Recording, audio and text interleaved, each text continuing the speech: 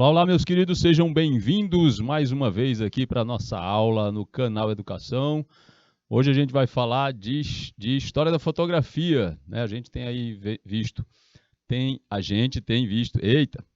visto aí algumas coisas acerca da arte conceitual, né? A gente viu teatro, viu as questões envolvendo também a dança conceitual numa aula dessas.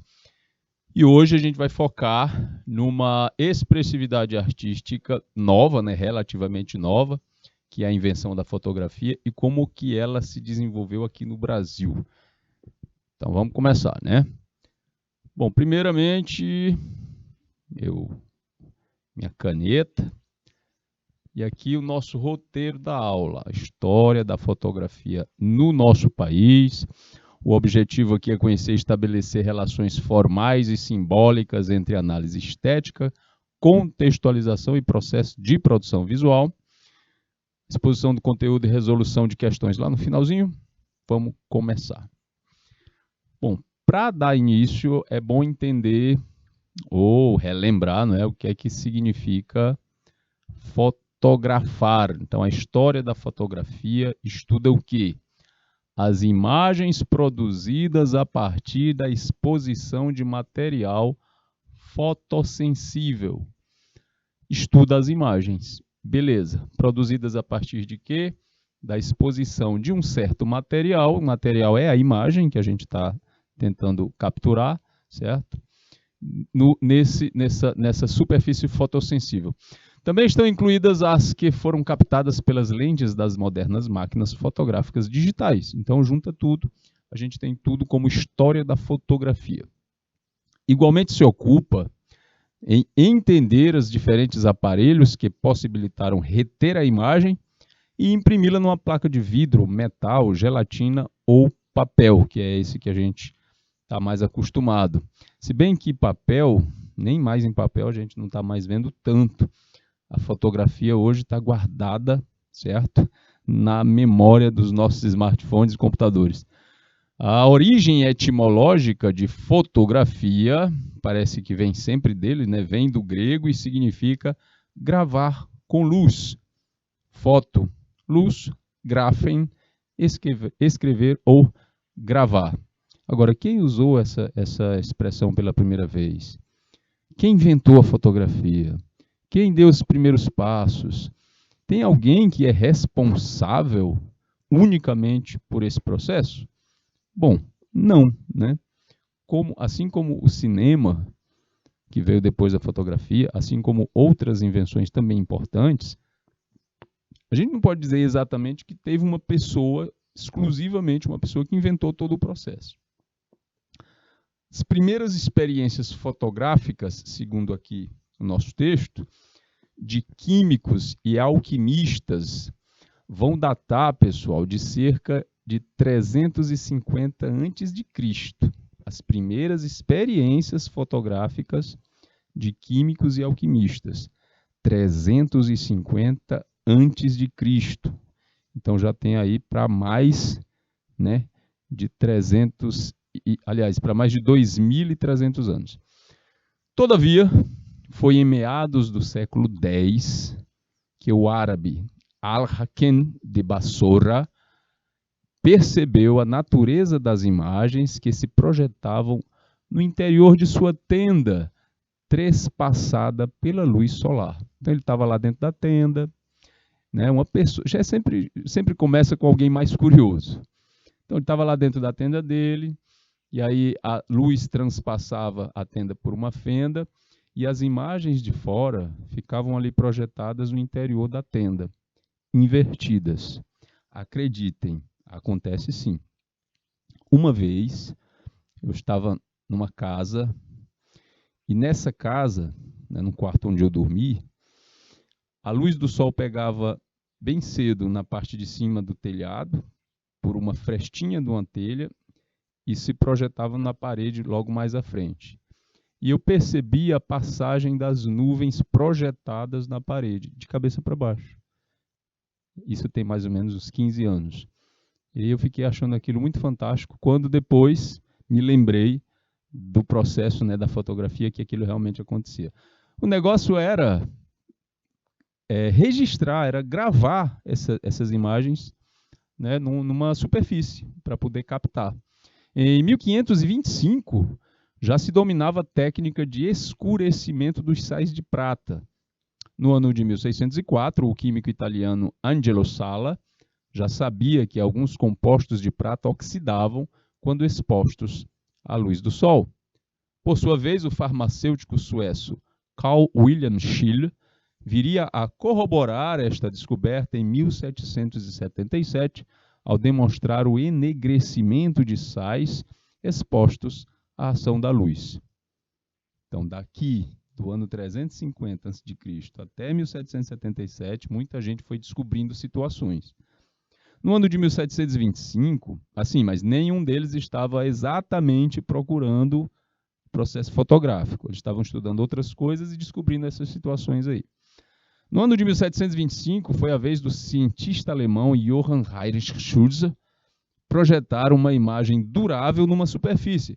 Por conseguinte, o químico britânico Thomas Wedgwood realizou, no início do século XIX, experimentos semelhantes. Aí eles foram experimentando, eles foram cada um estudando, pesquisando, né, se informando sobre os estudos dos outros, e aí coisa vai, coisa vem, uma puxa outro, e até que enfim, que no século XIX, a gente vê uma evolução do que a gente vai chamar de fotografia. Muitos foram os pioneiros que pesquisaram como fixar uma imagem no papel. O que a gente chama de tirar fotografia, no meu tempo era bater uma foto, bater um retrato, ou fazer um retrato, tornou-se moda entre todas as classes sociais, todas assim, né, mais ou menos. Começou pela elite. Depois, na década de 80, é que a fotografia realmente, porque a gente tem que levar em consideração todas as esferas sociais, a fotografia realmente teve um espaço democrático, porque ela foi barateando a nível de aparecer uma máquina descartável, pequenininha, na década de 80, chamada de máquina Love, em que a gente comprava, custava mais ou menos 850 cruzeiros, a gente comprava uma vez só. Batia ali, sei lá, 20 fotos, para cada foto era feito 2 cópias pequenas na hora da revelação, e você ficava ali naquele ciclo, entregava a máquina, como ela era descartável, ela tinha que ser destruída para tirar o filme de dentro, a gente recebia na revelação uma máquina a mais, uma máquina extra. Então foi realmente uma popularização bastante importante, né, para todas as classes sociais na década de 80 do século XX. Mas tudo bem. Torna-se moda, no século XIX, na segunda metade do século XIX, fazer retrato, né? A primeira fotografia propriamente dita foi obra do francês Joseph Nicéphore Niepce, ou Joseph Nicéphore, que ele estudava as propriedades do cloreto de prata sobre papel desde 1817 e obteve sua grande obra no verão de 1826. Foi o que ele fez.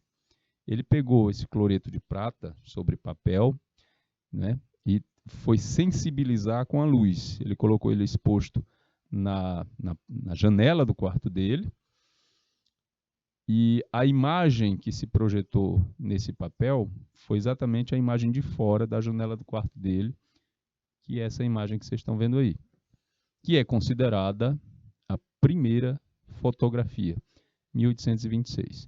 Ah, foi o Nicéphore Niepce que inventou então. Não, ele já estava ali no meio do processo, ou mais para lá, né, do caminho.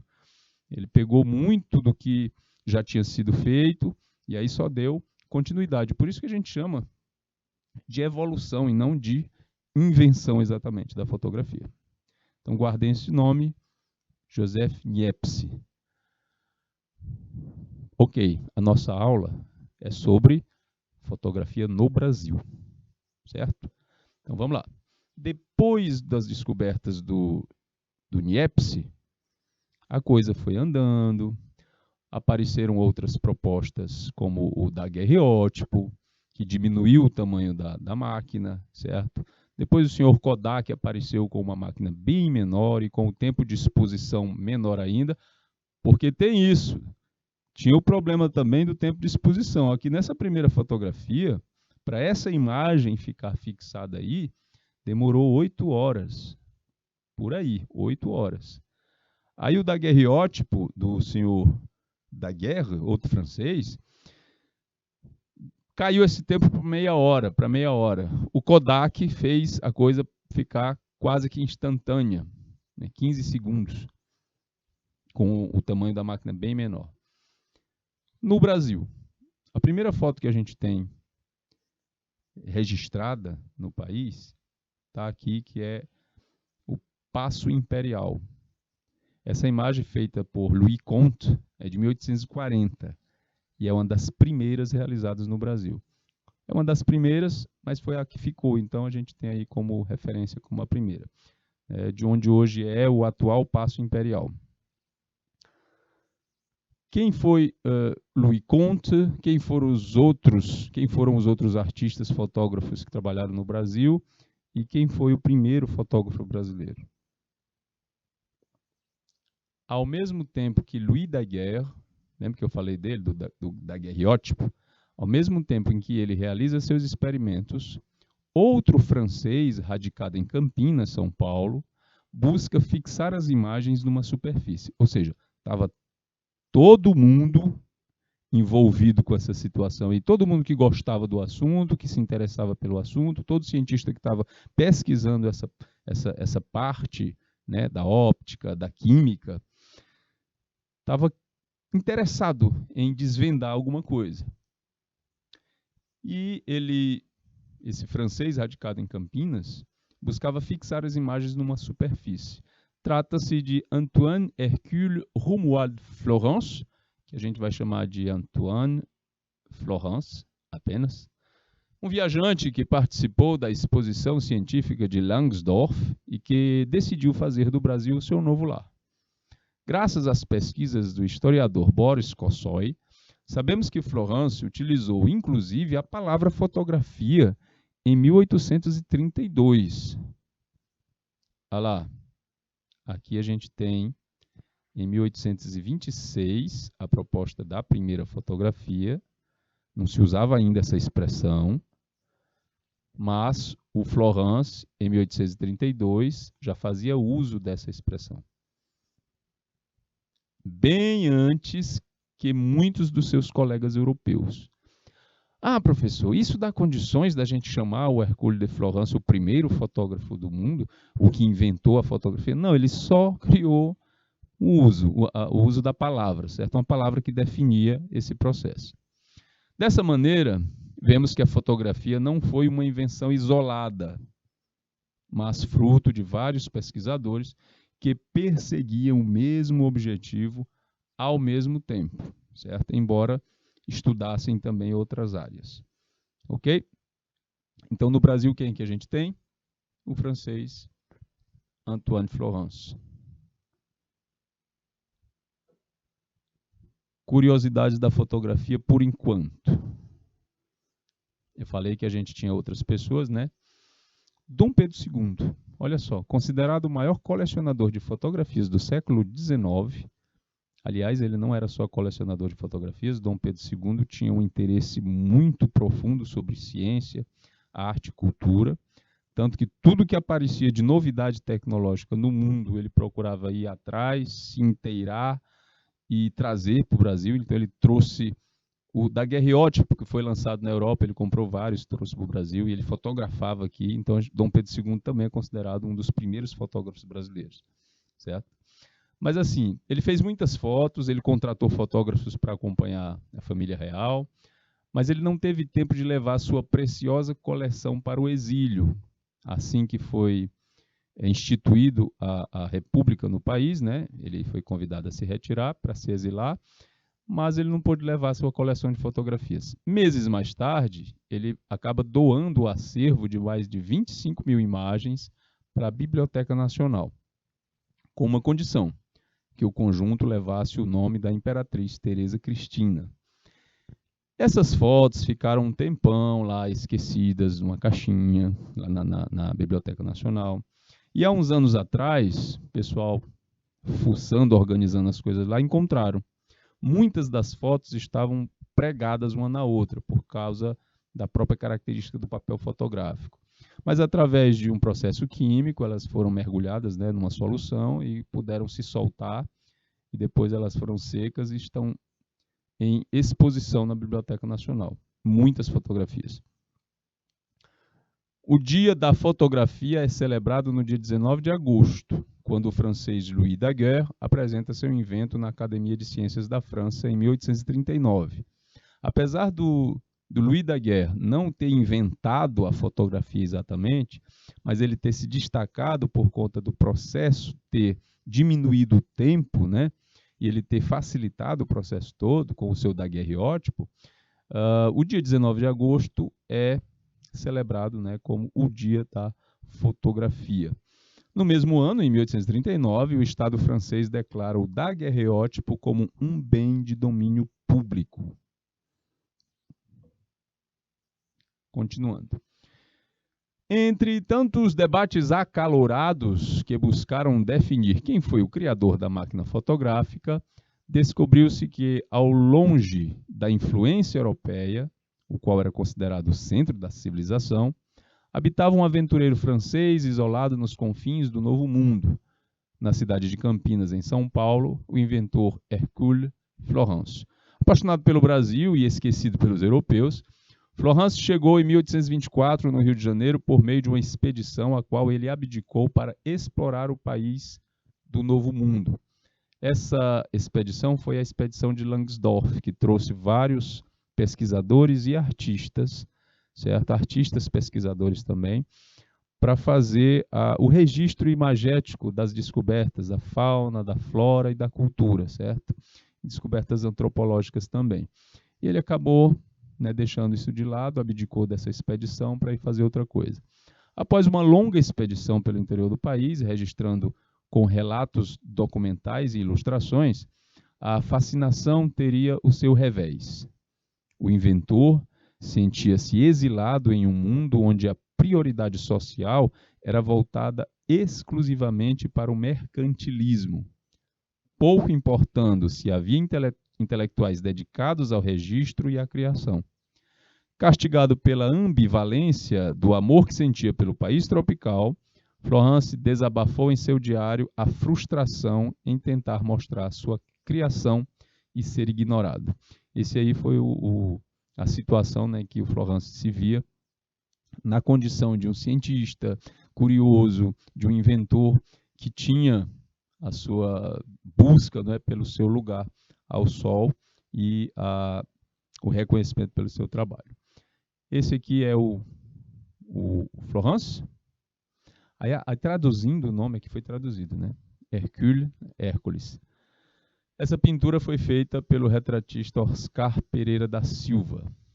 O papel do Florence na fotografia nacional é porque ele vai dar os primeiros passos, ele vai apresentar o daguerreótipo para o Dom Pedro II e ele vai também dar apoio técnico, ensinar Dom Pedro II a registrar, né, a fotografar e ficar ali dando o apoio técnico necessário e também produzindo.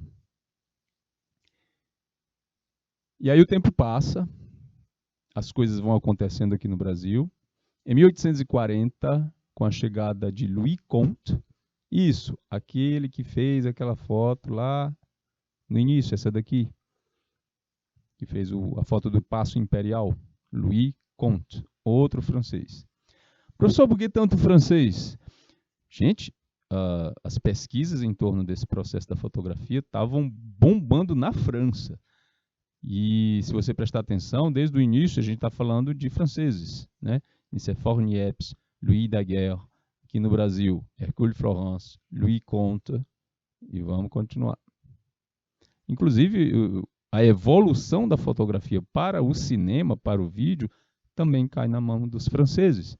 É só vocês lembrarem do nome dos irmãos Lumière, inventores do cinema em 1895. Então vamos lá. Chega Louis Comte, em 1840, né, ao Brasil, e com um daguerreótipo em mãos, fez a fotografia tomar a atenção da família real, exclusivamente aos olhos de Dom Pedro II, onde se tornaria o maior divulgador da arte no país imperial e o primeiro fotógrafo brasileiro. Apesar de todos os esforços lá do Hercule de Florence, oficialmente, Louis Comte se torna o primeiro fotógrafo brasileiro. É aquela coisa do lobby, né? De você fazer o network. Então ele se aproximou das pessoas certas, com o material certo e mostrou um trabalho interessante. No decorrer das décadas, diversos fotógrafos surgiram retratando especialmente as cidades do sudeste do país, como Marque Ferrez, que registrou o Rio de Janeiro e a sua extasiante natureza, como também o registro do movimento urbano e a construção da cidade de São Paulo por Militão de Azevedo. Evidentemente, foram também registradas as mazelas do país, como a vida insalubre dos escravos, dos escravizados, né, as diversas revoltas que ocorreram no Nordeste do país, como a Guerra de Canudos, a Guerra do Paraguai, ocorrida em 1864 e 1870, registrada por Flávio de Barros, em data desconhecida. Aqui nessa fotografia, a Ladeira do Ouvidor, em São Paulo, em 1860, foto tirada pelo Militão de Azevedo. Do que a gente está falando exatamente? Não é apenas de fotografia e do processo fotográfico, mas vejam bem, essa imagem ela poderia muito bem já ter sido feita por pintura, e muito provavelmente foi, certo? E até 1886 era muito comum isso, as imagens das coisas, das pessoas, da realidade, ser registrada através da mão de um artista, de um pintor. E isso era encarado com extrema naturalidade. Então, quando veio a fotografia, é claro que a classe artística ficou ali, né, se sentiu ameaçada por conta dessa nova tecnologia. Os artistas responsáveis para trazer as imagens de fatos ocorridos num jornal, e era assim que se fazia, acontecia um acidente em tal lugar, o jornal queria cobrir aquele fato, mandava um repórter para fazer o texto, né, entrevistar as pessoas, colher informações e também mandava um artista para fazer um desenho ou uma pintura, né, do local, do fato ocorrido. E isso era editado no jornal. A fotografia foi tão importante que ela ganhou dentro do mercado jornalístico um espaço próprio para ela, o que causou um pouco de revolta entre os artistas de jornal, né, que diziam que aquilo era inaceitável, que eles iam perder o emprego, e, de fato, a fotografia tomou todo o espaço da arte no jornalismo, né, impresso, e os artistas tiveram que procurar outra situação. Mas também houve uma mudança positiva. Veja bem, toda a realidade era registrada pelos artistas. E de forma a ser bastante fiel àquela realidade, na maioria das vezes. Como num retrato, por exemplo, como numa paisagem como essa daqui. Um retrato, um retrato documental da paisagem. Quando apareceu a fotografia, a maior parte deles sentiu o seguinte: pronto, eu não sou mais obrigado a retratar a realidade como eu a vejo. Eu posso trabalhar a coisa mais subjetivamente. Eu posso tratar a visão, transformar a visão dessa realidade por outra proposta. E é exatamente com o aparecimento da fotografia no final do século XIX e o desenvolvimento dela no início do século XX que vão aparecer as vanguardas artísticas. Isso, aquelas leituras mais subjetivas da realidade, o cubismo, o expressionismo, o surrealismo, o fauvismo, apareceu depois o dadaísmo. Então, todas essas partes, elas devem também, né, o seu aparecimento, a esse rompimento da classe artística com a responsabilidade, com a obrigatoriedade de representar apenas a realidade como eles viam, mesmo que muitas vezes fosse idealizada. Ok? Então vamos adiante. É a Ladeira do Ouvidor, do Militão de Azevedo. Retratos de escravizados pelo fotógrafo Cristiano Júnior. No Brasil, o desenvolvimento econômico do país no século XIX, aliás, desde o século XVIII, né, 17, 18, que a economia brasileira de toda a nação girava em torno da produção através de trabalho escravo. E essa atividade de trazer escravos, pessoas escravizadas, principalmente da África para cá, certo? Era encarado pela maioria das pessoas, principalmente por quem produzia, com tamanha naturalidade que era como uma paisagem. A paisagem está ali, a gente vê, percebe, faz parte da realidade. A escravidão estava ali, as pessoas viam, percebiam, fazia parte da realidade. E eles foram fotografados. O Brasil, durante mais de 300 anos, teve a escravidão na base da produção da economia. Não foi 3 nem 30, foram 300. Escravizaram-se índios nos primeiros anos da colonização portuguesa e, posteriormente, verificou-se que o comércio negreiro era tão ou mais lucrativo do que a transação com o açúcar, que era produzido nos engenhos, cuja mão de obra negra marcava a participação africana na política mercantilista. Aqui do lado, essas fotos que são apresentadas aqui para vocês agora são do registro do trabalho desses escravos, que tanto trabalhavam na lavoura, quanto na mineração, quanto na construção, quanto no auxílio em casa, em tarefas domésticas, e no comércio de rua. Não para eles. Eles vendiam para entregar a renda para o dono da casa. Eram chamados de escravos de ganho, certo? A casa tinha uma certa produção no seu quintal, colocava um escravo específico para vender essa produção na rua e levar de volta a renda. E aqui a gente tem uma fotografia, certo, desses escravos de ganho, dessas pessoas escravizadas de ganho. No Império do Brasil, aqui outro vendendo cadeiras, todas de Cristiano, né, do senhor Cristiano Júnior. No Império do Brasil, a escravidão continua sendo a principal fonte de renda durante o Império. Como nos é lembrado, né, quando vemos fotografias de colheitas de café ou de mineração, onde os escravizados são protagonistas. O tráfico negreiro, até 1850, é um grande negócio para o capitalismo brasileiro. A escravidão estava em toda parte, e mesmo uma pessoa de pequenas posses possuía um escravo de ganho que lhe trazia diariamente o sustento. Hoje em dia você pega, por exemplo, alguém que vai vender picolé na rua, que vai vender salgadinho na rua, que vai montar sua banquinha de café da manhã no centro para depois voltar para casa com o seu ganho. Essa pessoa vai lá, ela faz, ela fabrica em casa, ela leva, ela vende, ela volta para casa. Nessa época aqui, nem isso.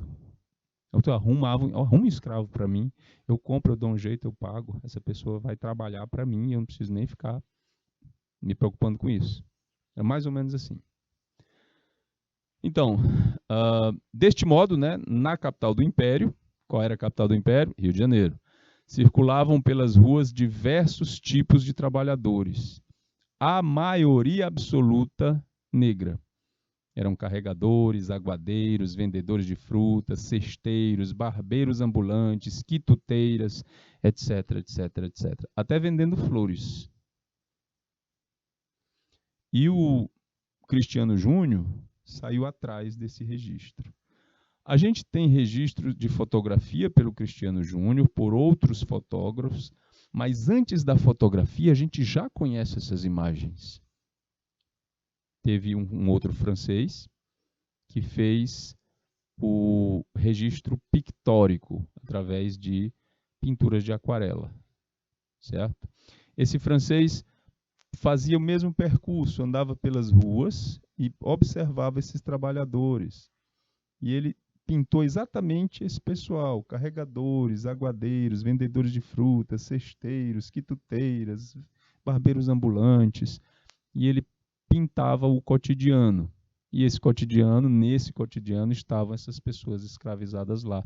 Não era difícil ver um escravizado nas ruas, principalmente da capital do Império, do Rio de Janeiro. Era banal, era muito comum. E aí qualquer fotógrafo, como fez o Cristiano Júnior, poderia sair à rua e registrar o processo. Ok? Quando a gente fala aqui carregadores, não é só carregador de mercadoria de carga, não. Carregadores também de outras pessoas. Imaginem que na casa de um senhor de ganho, né, uma pessoa importante na sociedade, a porta da casa, a porta da frente, muitas vezes, ela não era nem da altura do chão, ela era mais alta, coisa assim de 1 metro mais ou menos. Porque a pessoa saía da sua casa e ela nem pisava no chão, ela já saía e entrava na liteira, onde os escravos já estavam lá esperando para carregar essa pessoa pela rua, ia e voltava por vários lugares. Era o transporte. Principalmente as damas. O que é muitas vezes esquecido é que da escravidão também advinham recursos indiretos. O comprador de escravizados pagava imposto ao município referente àquela compra. O senhor que gastou dinheiro para adquirir escravizados possuía uma apólice de seguro que garantia o investimento do seu capital. Finalmente, devemos lembrar, as imagens que eram produzidas por artistas e fotógrafos e vendidas para o estrangeiro de passagem pelo Rio de Janeiro, provavelmente a pessoa retratada não recebia por direito de imagem, mas seu retrato, vendido como souvenir dos trópicos, respondia à demanda do consumo do exótico e enriquecia algumas pessoas.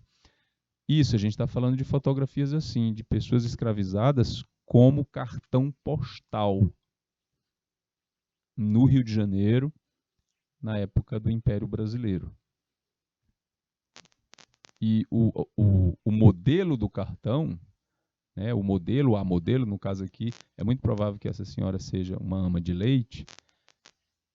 A sua imagem, ela não recebia por isso, por ter a sua imagem registrada. Não tinha ainda não se tinha essa ideia, certo? De pagar alguém porque a gente estava ganhando dinheiro em cima da imagem dela. Muito menos escravizados. Mas isso acontecia. Ok? Então, o que a gente tem de trabalho do Cristiano Júnior? A fotografia principalmente de pessoas escravizadas. Ali, escravos de ganho, né? Carregadores. Aqui uma ama de leite. Na sequência, o fotógrafo português Cristiano Júnior aproveitou esse filão, isso que a gente acabou de falar, né? E produziu variada coleção de costumes e tipos de pretos, coisa muito própria para quem se retira para a Europa. A coleção era composta por cerca de 77 fotografias tamanho carte de visite, aqui é uma expressão em francês, como cartão de visita, com retratos de trabalhadores de corpo inteiro e retrato de rostos de pessoas de diferentes sociedades africanas. A função e o tipo de escravizados também era colocado lá. Eram vendidas no estabelecimento de Cristiano Júnior, a Rua da Quitanda, e também na casa de Leuzinger. As fotografias tomadas no estúdio de Cristiano Júnior, feitas para os estrangeiros, não mostram a paisagem, nem a cidade, nem as estradas. Exibem os escravizados.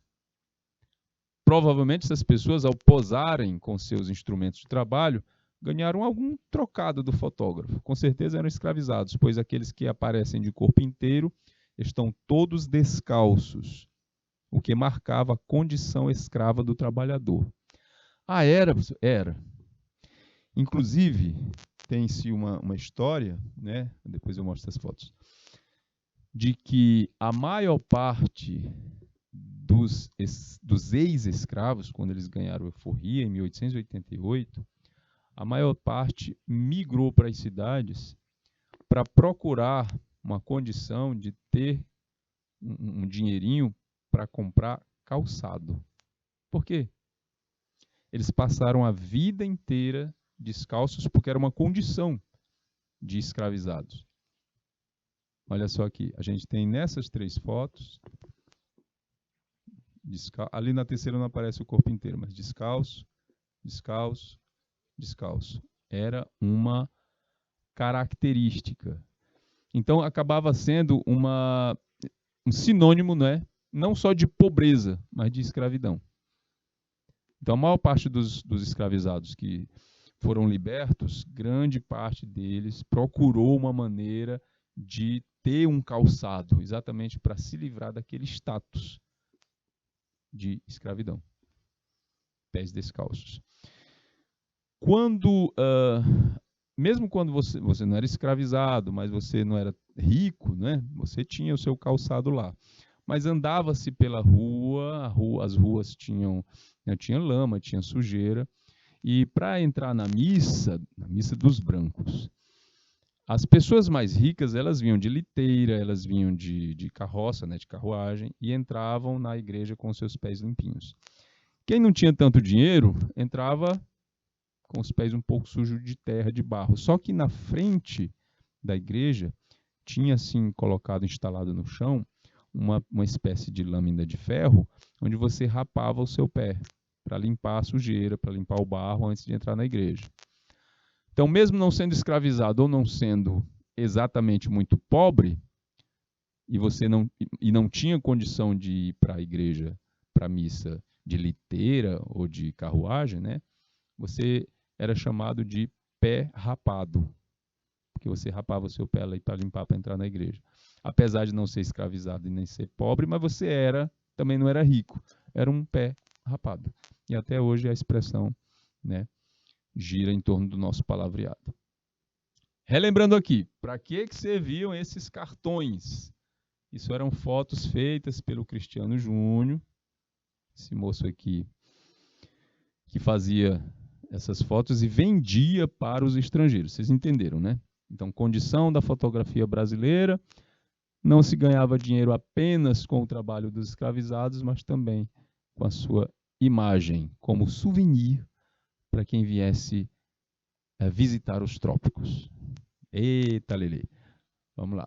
Neste ano de 1832, no dia 15 de agosto, estando a passear na minha varanda, aqui é uma questão. Vamos lá. 18. Exatamente, já vamos aqui para a análise das questões. Ficou faltando alguma coisa? Deixa eu voltar aqui um pouquinho. Não, né? Falamos de tudo. Fotografia no Brasil. A fotografia digital. Aqui a gente passou um pouco da questão histórica. Tá? Vamos deixar aqui nessa imagem enquanto eu falo da evolução do processo digital. Dentro do território brasileiro, né, isso aconteceu concomitantemente com o resto do mundo. Essa história da fotografia digital, certo? Mas ela aparece assim, de forma acanhada. Antigamente, não é como a gente tem hoje nos smartphones, que a fotografia é instantânea e o nosso smartphone, a maior parte deles, tem muito mais memória do que um monte de computador antigo.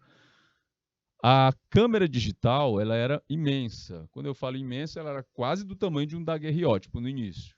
Certo? Coisa assim de, 20 centímetros de largura por 20 de altura. Eu lembro de eu ter pego uma em 1995, de um colega que trabalhava no IBGE, e aí a gente costumava, né, nós junto com a turma, costumava acampar, e aí ele levou no acampamento essa máquina fotográfica emprestada do trabalho, inclusive, e nós tiramos várias fotografias de paisagem, né, das barracas, do campo em si.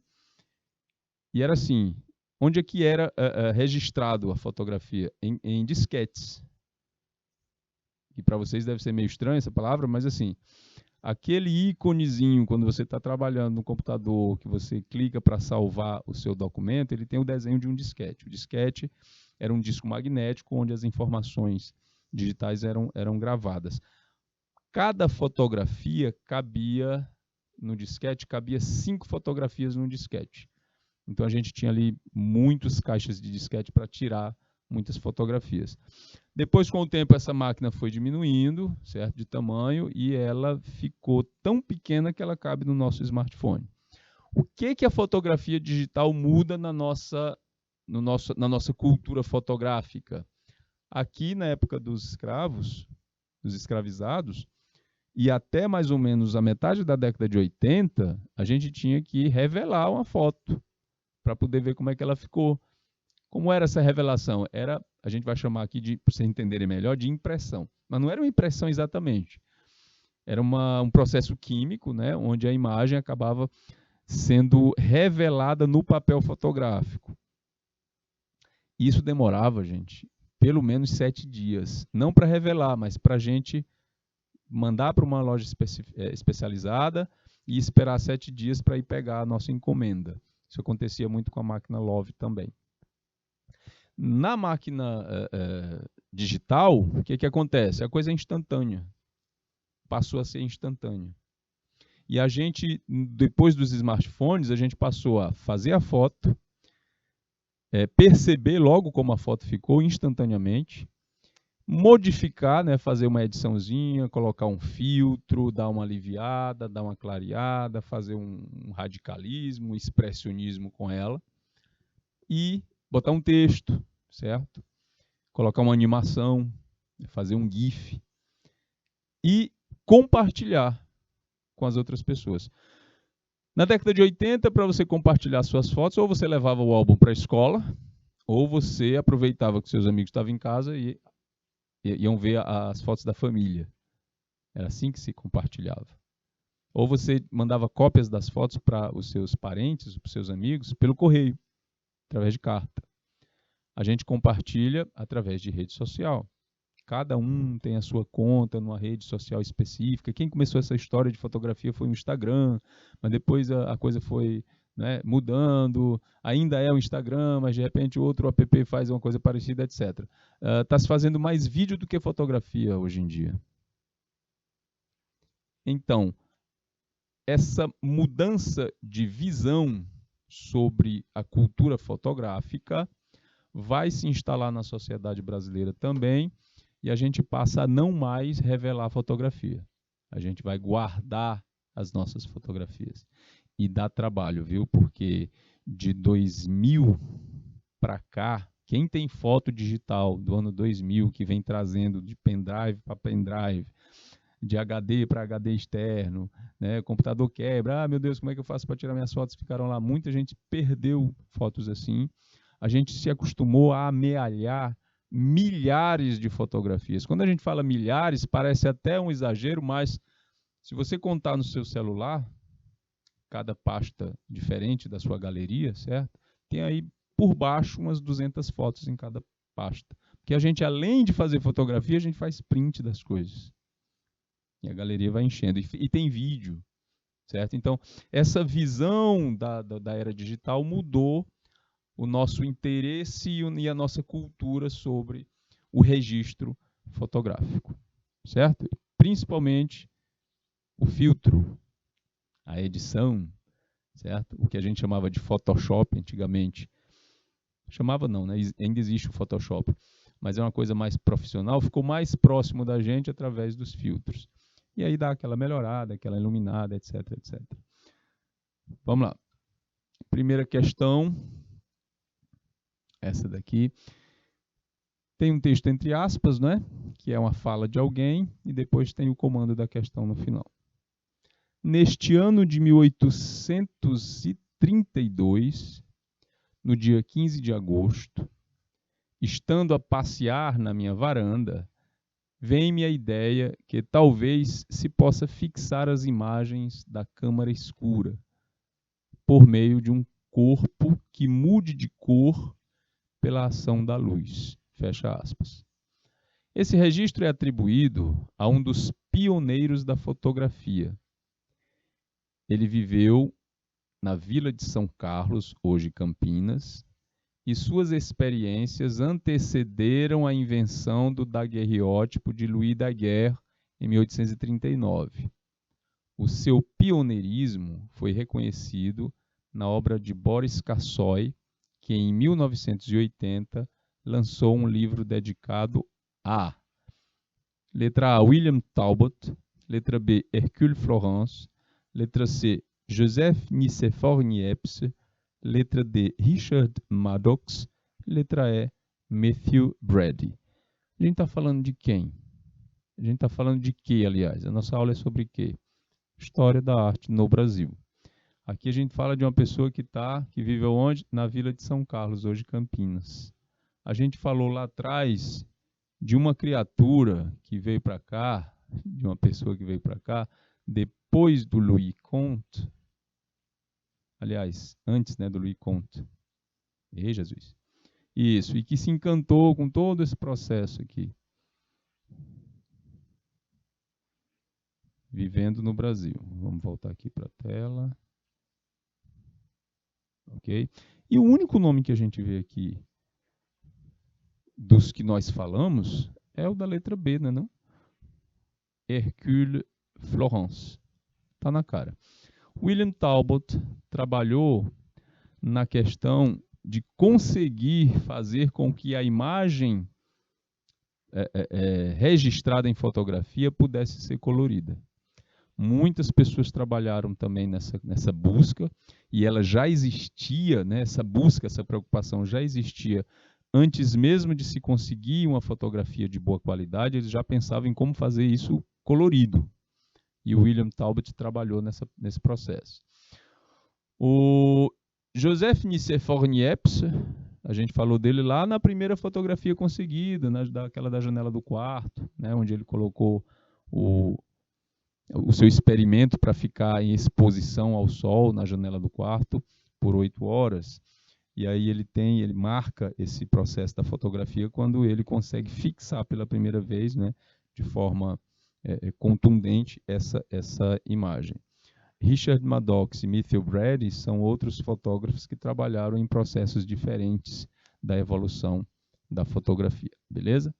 Mas imagine só, essa pessoa, esse Hercule de Florence, se ele tivesse conseguido, certo, um reconhecimento, se aqui no país, naquela época, tivesse um apoio realmente científico, se ele tivesse, de alguma forma, ter se lançado como um inventor avançado dentro do processo de fotografia, era muito provável que o nome dele também já tivesse em espaços como o nome do inventor do avião. Okay? O Santos Dumont tem reconhecimento na França sobre a sua invenção, mas infelizmente não tem no resto do mundo, por causa do lobby americano, né, dos irmãos Wright, etc, etc, etc. Gente, invenções até como o rádio poderiam ter sido reconhecidamente brasileiras, se aqui a gente tivesse, né, tido o apoio necessário, né, a ciência tivesse tido o apoio necessário, mais do que Dom Pedro II já dava para essa área aí. Beleza? Tem outra questão? Está aqui.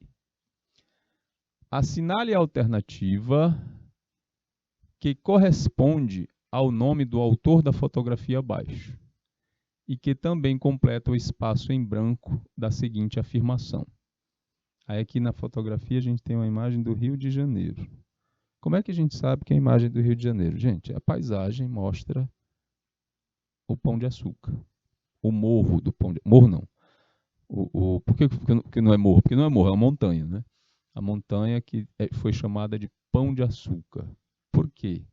Vamos abrir aqui um parêntese para explicar primeiro essa história do Pão de Açúcar.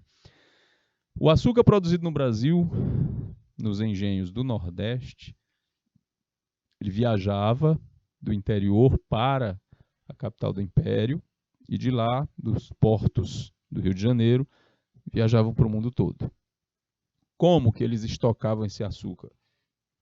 O açúcar original, que a gente vai chamar de açúcar mascavo, lá fora ele é chamado de açúcar brasileiro. Ele era socado, a palavra é essa, em formas que tinham mais ou menos esse formato aqui. Okay?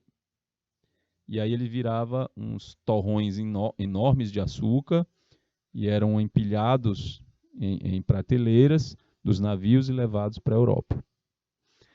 Esses torrões de açúcar eram chamados de pães de açúcar,